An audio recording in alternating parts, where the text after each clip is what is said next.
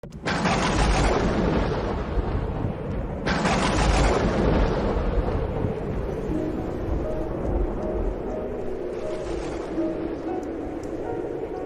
ce temps-là, comme Jésus arrivait sur l'autre rive, dans le pays des Gadaréniens, deux possédés sortirent d'entre les tombes à sa rencontre. Ils étaient si agressifs que personne ne pouvait passer par ce chemin, et voilà qu'ils se mirent à crier: « Que nous veux-tu, Fils de Dieu? Es-tu venu pour nous tourmenter avant le moment fixé? » Or, il y avait au loin un grand troupeau de porcs qui cherchait sa nourriture. Les démons suppliaient Jésus: « Si tu nous expulses, envoie-nous dans le troupeau de porcs. » Il leur répondit: « Allez. » Ils sortirent et ils s'en allèrent dans les porcs. Et voilà que du haut de la falaise, tout le troupeau se précipita dans la mer, et les porcs moururent dans les flots. Les gardiens prirent la fuite et s'en allèrent dans la ville annoncer tout cela, et en particulier ce qui était arrivé aux possédés. Et voilà que toute la ville sortit à la rencontre de Jésus, et lorsqu'ils le virent, les gens le supplièrent de partir de leur territoire. Acclamons la parole de Dieu.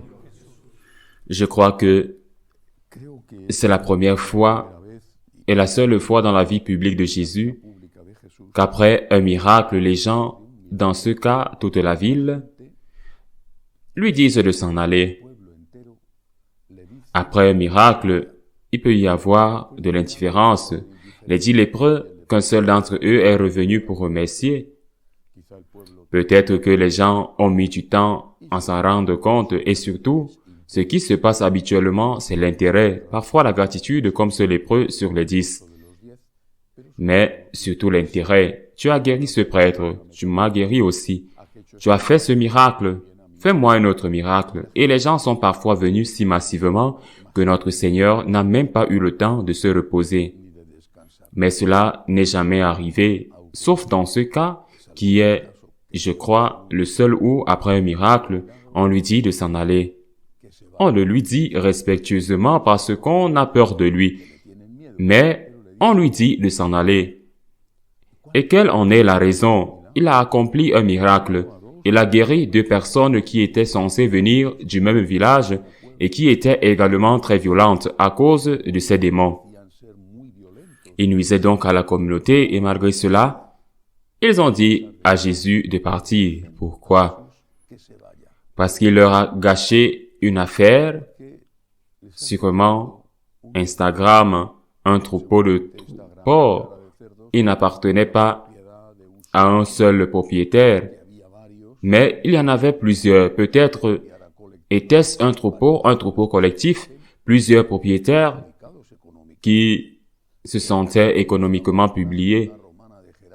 Près de là se trouvait la grande ville romaine de Gerasa, dont les ruines sont encore visitées aujourd'hui. Il est possible que ces animaux aient été destinés à la consommation des Romains ou des habitants païens du lieu qui n'étaient pas juifs et n'étaient pas romains. En tout cas, cela leur a nui économiquement. Cela leur a nui. En conséquence, ils lui disent, « C'est bien ce que tu as fait, mais cela nous a coûté un prix et nous ne voulons pas payer un prix. Fais des miracles, bien sûr. Nous sommes très reconnaissants. Nous allons t'applaudir. Nous allons dire tout ce que tu veux que nous disions, mais cela ne devrait rien nous coûter. Le miracle doit être complètement gratuit. Si nous devons payer un prix, quel qu'il soit, dans ce cas, le prix de la perte financière, dans un autre cas, le prix de la persécution ou le prix du témoignage devant, par exemple, les pharisiens de ce que Jésus a fait. Si nous devons payer un prix, nous ne voulons pas du miracle. Partez.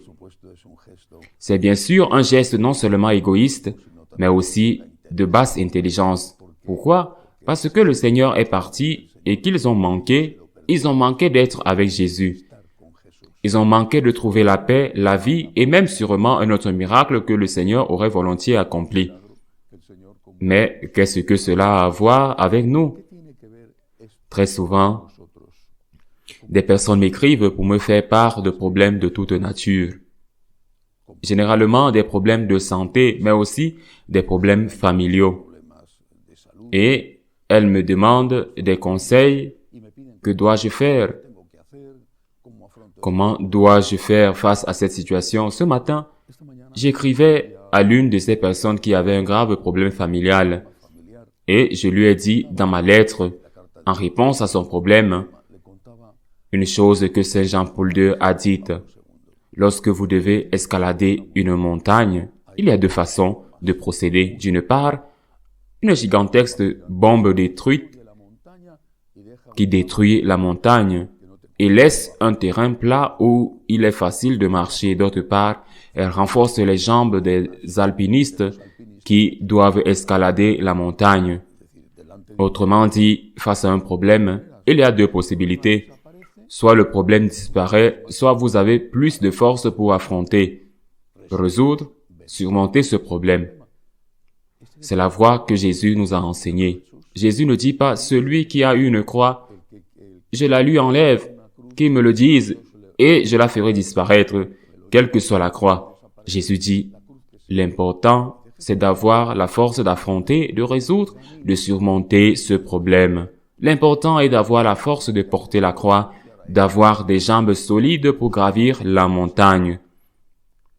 Mais lorsqu'il vous demande conseil, du moins dans mon cas, il ne vous demande pas ce que je dois faire pour résoudre ce problème. Il vous demande ce que je dois faire pour l'affronter. Il vous demande ce que je dois faire pour que le problème disparaisse gratuitement. Exactement comme les Géraséniens, je ne veux pas payer de prix. Je ne veux pas de coût. Je veux qu'on me donne une solution facile, une solution qui n'implique aucun effort, qui n'implique pas que je paye un prix, et cela, la gratuité totale, n'existe tout simplement pas.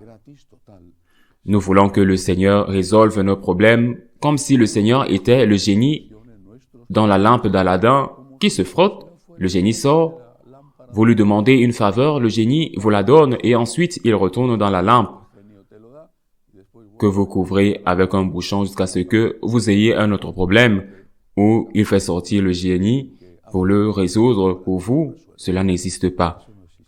Quand je dis à une personne qui a des problèmes, rejoignez une école de gratitude.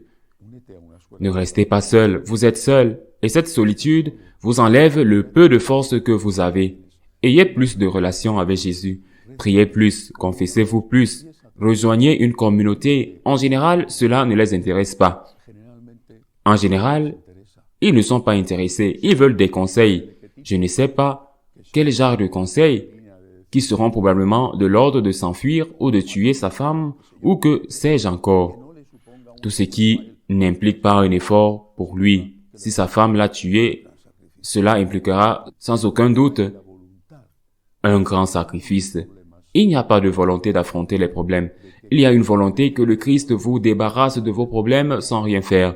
Ce n'est pas ce que le Seigneur a fait et quand nous disons au Seigneur, ne nous complique pas la vie, résous les problèmes et si tu ne le fais pas, va-t'en.